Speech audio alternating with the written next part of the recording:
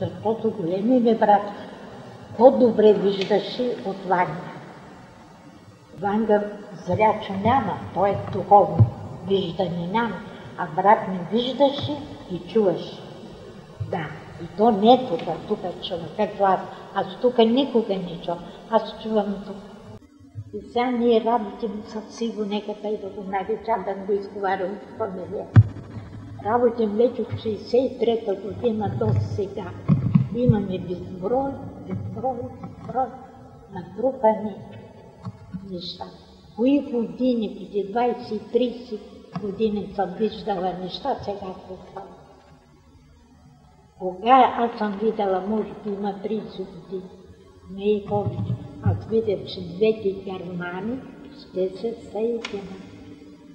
Когато дойде и в 62 година, тогава беше срамно, да казвам, че виж, аз виждам.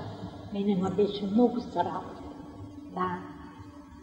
И вече се събраха с още около мене повече, тогава се престраших и ми го казах. А преди да идат на Луната, 3-4 години, аз бях на Луната. И която ми задаваше въпроса, има цифтерче, което ви написала, че аз съм била. И още това цифтерче да го пази, аз не трябваше нещо да не да. Да, всичко видях. И тя ми зададе въпроса, кой ще стъпи?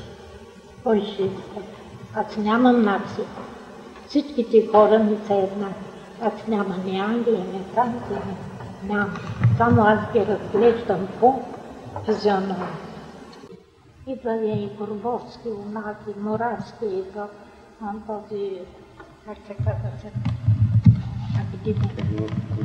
Курдюмов, академията от академията на... Да, следвато е така. Всичко това от Испания съм идвали, снимаха от Унгария, от Киев.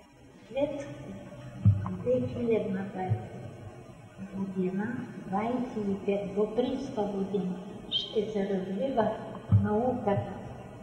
Тя ще порази света. Още не е толкова даден.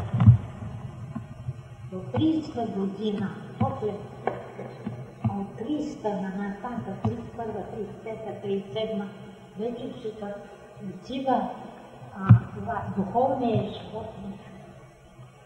Да, и ние ще имаме едно голямо благоденствие на Земната кула.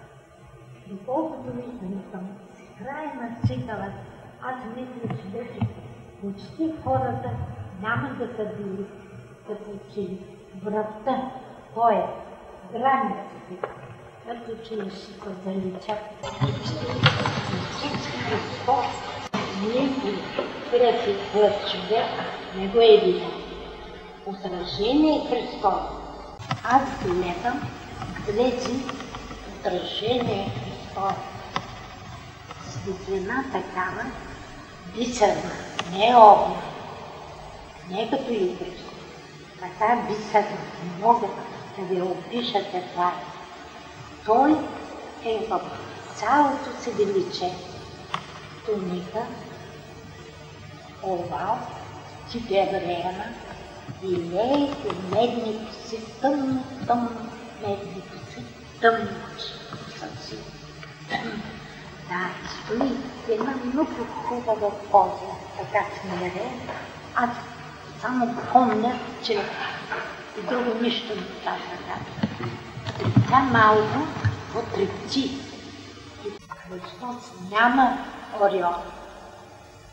Няма това. Той е в цяла светлина. Целия светлина.